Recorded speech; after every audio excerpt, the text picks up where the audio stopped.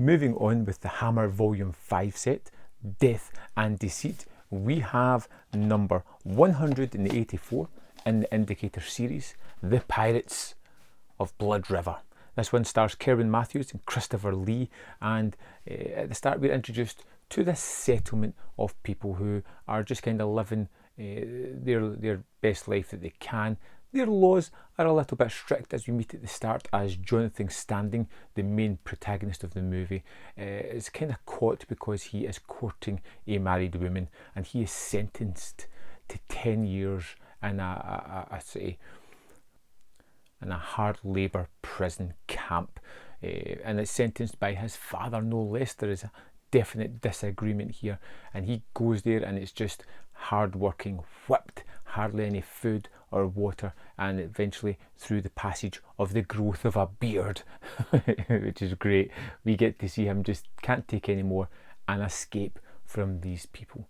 But as he escapes, as he finally gets away, he falls into the clutches of LaRouche, who is a French pirate played wonderfully by Christopher Lee, sporting an eye patch and a heavily thick put on French accent, which is just wonderful addition to the character. And LaRouche has this idea of working with Jonathan. He says he'll strike up a bargain. He wants to create a kind of homestead in this settlement that they have, where he can, get away from prying eyes whenever he's not at sea and have some downtime and resupply. And for this, he'll help Jonathan get back to that place safely. But pirates being pirates, you just cannot trust them. And it turns out that LaRouche has this idea that this may be the settlement that managed to break away from their kingdom with a lot of gold.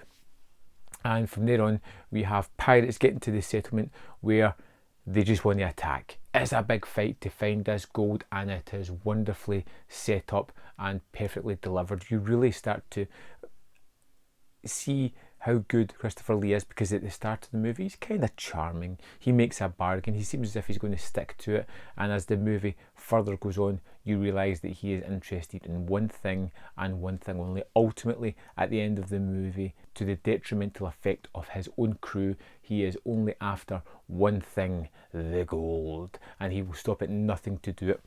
And you get some wonderful set pieces. You get real threat in amongst it, as well as you fear for the safety of this settlement. Once the pirates hit there, you genuinely feel that they will kill everybody to get what they want, and nobody is safe.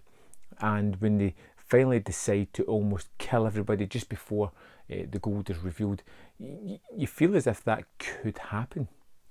And then after that, you get this wonderful almost takedown scene, like Rambo in the woods, of the settlement fighting back, using things they know about the land to sort of take down the pirates, and it's just brilliant. It moved in a certain way I wasn't expecting, so much so that I completely disregarded that I was watching a pirate movie where they never really are at sea or on a boat, other than one brief sequence, which is just basically a room within that ship, apparently. So you have a pirate movie that's not set at sea. How many of them do you get? It's anchored by this wonderful performance by Christopher Lee, who just breaks the mould yet again. I love seeing him in all these Hammer movies playing different roles than he has done before. A deliciously evil bad guy who is rotten to the core, and you get some really nice action set pieces in this. You get a great finale, and it's just a fun time. Buckles were swashed in this pirate adventure, and I loved every minute of it.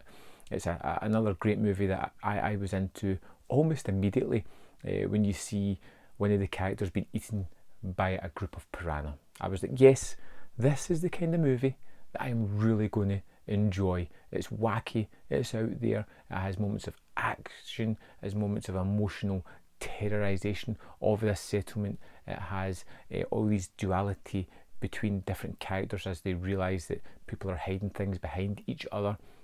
Wonderful, really fun, great performance from Oliver Reed as well as a small character. There is a bonkers sword fight involving blindfolds that's just, well, it's really fun. What more do you want? The Pirates of Blood River was another great film. Real surprise again. I was really enjoying this one. I didn't think I would, and I am moving on heartily into the next movie in this Hammer Volume 5 set. If you've seen The Pirates of Blood River, let me know in the comment box below your thoughts on the film, and see you next time on Man v Film.